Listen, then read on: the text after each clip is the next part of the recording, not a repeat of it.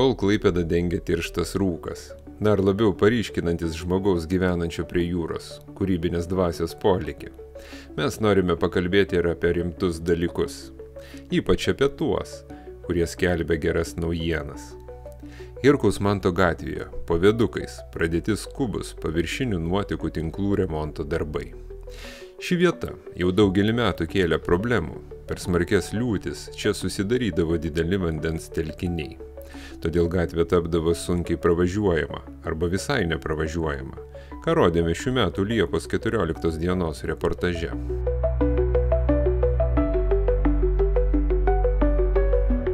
Specialistai aiškina, kad pagrindinė potvynių priežastis – nepakankamas senų nuotekų vamzdynų pralaidumas.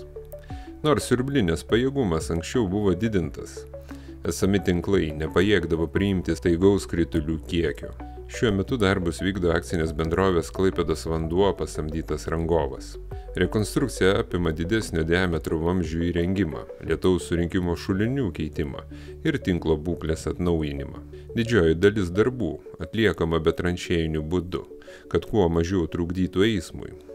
Beje, apie eismą. Eismas Herkaus Manto gatvėje visiškai nestabdomas, tačiau tam tikrose atkarpose laikinai siaurinamos juostos. Todėl vairuotojai raginami atkreipti dėmesį į kelio ženklus. Tikimasi, kad atnaujinti nuotekų tinklai ženkliai sumažins potvynių riziką ir leis šiai intensyvaus eismo atkarpai veikti be sutrikimų net ir per gausias liūtis.